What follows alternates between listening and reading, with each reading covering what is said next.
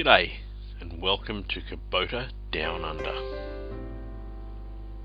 Today we're just going to have a look at a little problem that I had on the L3800 where it developed a hydraulic leak.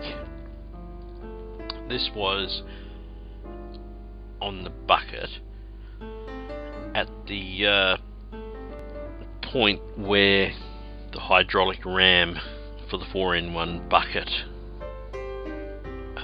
where the hydraulics fit into it. Here we go, behind this guard here, you can see the couple of hoses.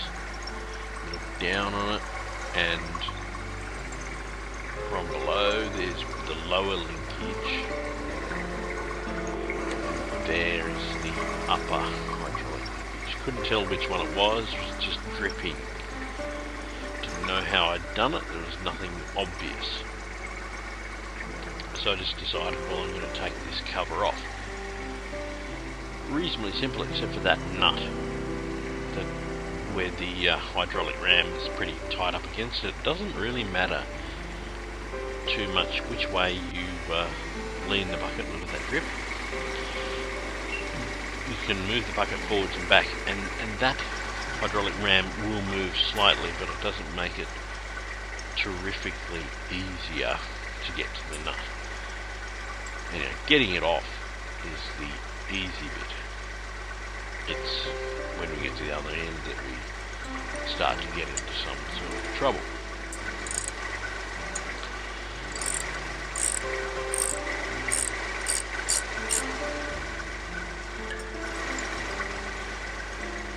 Anyway, we just pop the top nut off that, pull the guard down, and see what we're dealing with. See that drip then? Another. And another. Dripping pretty quickly, of course.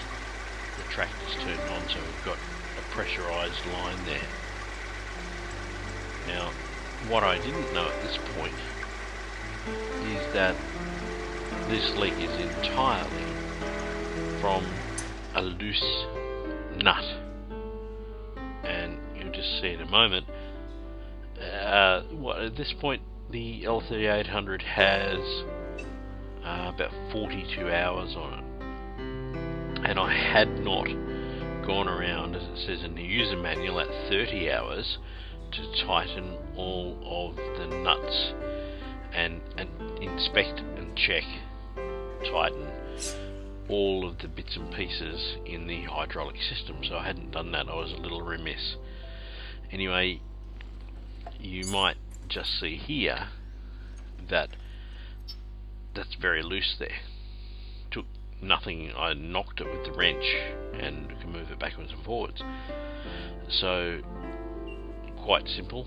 Let's just do that back up, and that's pretty much the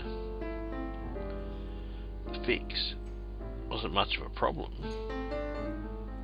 I did think it was when it happened, because on the other side of the bucket I had actually had a similar problem, but it was caused by a tree pulling on the fitting and actually breaking the nipple.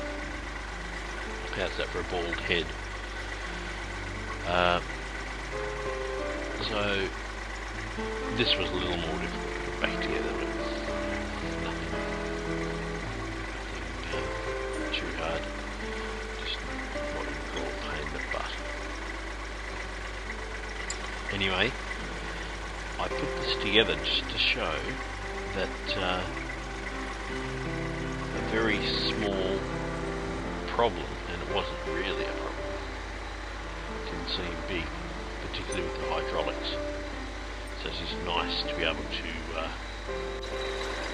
simply tighten the nut and fix the problem. There we go. Thanks very much for watching. That is the way to crack the top of a Sierra Nevada. Catch you next time.